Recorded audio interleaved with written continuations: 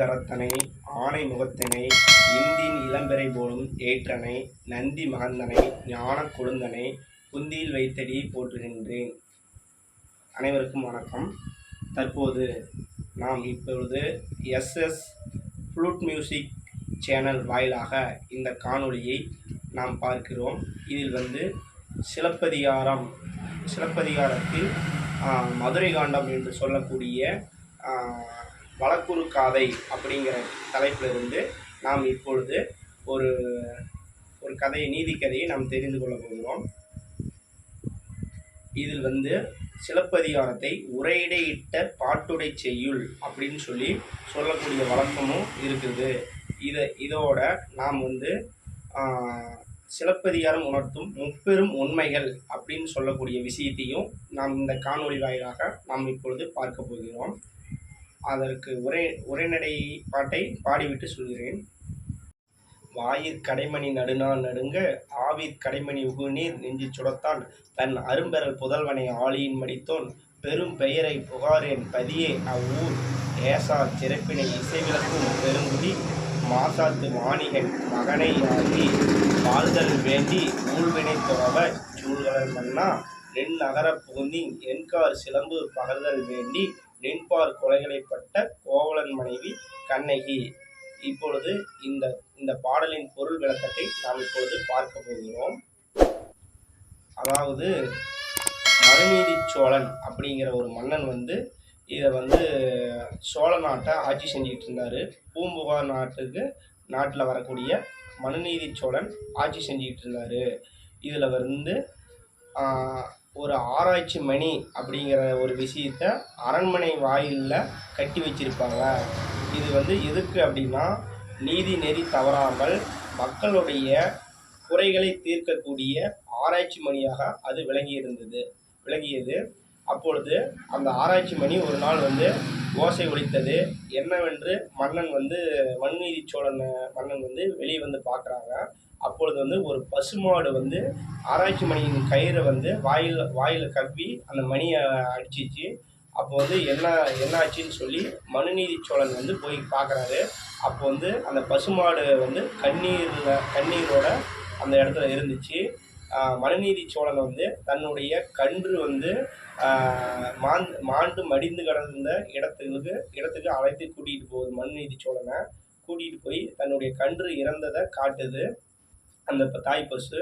அப்பொழுது மனுநீதி சோழன் பசுவுக்கு அந்த கன்றுக்கு நடந்த துயரம் என்னன்னு அவருக்கு புரிஞ்சுக்கிட்டு இந்த ரதத்தை யார் செலுத்தினாங்கிறத அவர் தெரிஞ்சுக்கிட்டு தன்னுடைய தவமிருந்து பெற்ற ஒரே புதல்வனும் பாராமல் அந்த பசுவுக்கு சரியான நீதி வழங்க வேண்டும் என்று சொல்லி தன்னுடைய ஒரே மகனை தேர்காலில் இட்டு அவர் கொன்று அந்த பசுவுக்கு நீதி வழங்கினார்.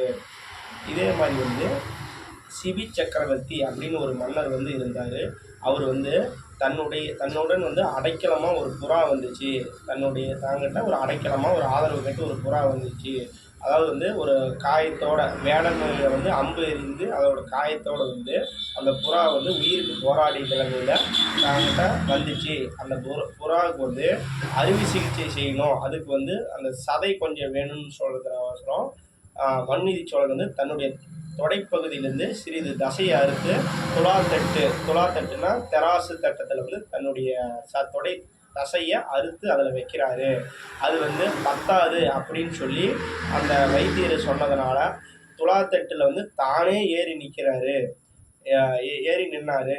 அதனால் இத்தகைய புகழ்மிக்க ஒரு நீதி நெறி தவறாத ஆட்சி செய்த மன்னர்கள் வாழ்ந்த நாடு தான் நான் பிறந்த நாடு அப்படின்னு சொல்லி கண்ணகி சொல்கிறாங்க. இத்தகைய நீதி நெறி தவறாத மன்னர்கள் வாழ்ந்த நாடு தான் என்னுடைய நாடு. இந்த நாட்டில் தான் நான் பிறந்தேன். ஆனால் நீ என்னுடைய கணவனை செய்த தப்பு யார் செய்கிறாங்க அப்படிங்கிற விஷயத்தை சரியாக ஆராய்ச்சி செய்யாத, ஆராய்ந்து நீதி வழங்காத மன்னனா நீ போயிட்ட. அப்போ என் கணவன் கள்வன் அல்ல, நீதான் கள்வன், நீதான் கள்வன் அப்படின்னு சொல்லி வந்து கண்ணகி சொல்கிறாங்க. இதுதான் இந்த பாடலின் பொருள். மேலும் சிலப்பதிகாரம் மொத்தம் முப்பெரும் உண்மைகள் அப்படிங்கிறத முப்பெரும் உண்மைகளை நம்ம இப்போ பார்க்க போகிறோம். அது என்னன்னா, அரசியல் பிழைத்தோருக்கு அறம் கூற்றாகும். அதாவது அரசியல் ஒரு பொது வாழ்க்கையில் ஒரு தப்பு பண்ணி ஒரு நீதி நெறி தவறி நடந்துட்டா அவங்களுக்கு வந்து அறம் அப்படின்னா வந்து ஒரு நல்ல ஒழுக்கம். அதாவது வந்து நீதி நெறி தவறி பொது வாழ்க்கையில் நடந்துட்டா அவங்களுக்கு வந்து ஒரு குற்றமானவராக அவங்க ஆயிடுவாங்க. அதனால் வந்து ஒரு பொது வாழ்க்கையில் அறநெறியோடு வாழணும் அப்படிங்கிறத இந்த சிலப்பதிகாரம் சொல்லுது.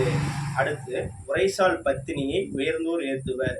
ஒருத்தர் வந்து எவ்வளோ ஒரு பெண்மணிக்கு வந்து எவ்வளோ கஷ்டமாக வந்தாலோ எவ்வளோ ஒரு துன்பங்கள் அனுபவித்தாலோ ஒரு நல்ல ஒழுக்கத்தோட ஒரு சுய ஒழுக்கத்தோடு அவங்க வாழ்ந்தாங்கன்னா ஒரு சான்றோர்களால் அவங்க வந்து போற்றப்படுவாங்க.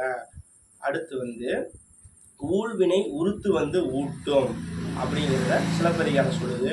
அதாவது வந்து முன் ஜென்மத்தில் செய்த கெட்ட வினைகள் வந்து இந்த ஜென்மத்தில் வந்து பாதிக்கும், அதாவது வந்து அவங்கள தண்டிக்கும் அப்படிங்கிறத இந்த முப்பெரும் உண்மைகள் அப்படின்னு சொல்லக்கூடிய இந்த சிலப்பதிகாரம் குறிக்குது. சிலப்பதிகாரம் குறிக்கும் முப்பெரும் உண்மைகள்: அரசியல் பிழைத்தோருக்கு அறம் கூற்றாகும், உரைசால் பத்தினியை உயர்ந்தோர் ஏற்றுவர், ஊழ்வினை உறுத்து வந்து ஊட்டும். மேலும் இந்த வீடியோ உங்களுக்கு பிடித்திருந்தால் லைக் பண்ணுங்க, ஷேர் பண்ணுங்க, சப்ஸ்கிரைப் பண்ணுங்க. மீண்டும் ஒரு நல்ல காணொளி வாயிலாக உங்களை வந்து சந்திக்கும் வரை இத்துடன் உங்களிடமிருந்து விடைபெற்றுக் கொள்வது உங்கள் அன்பு நண்பன் CA சதீஷ்குமார். நன்றி, வணக்கம்.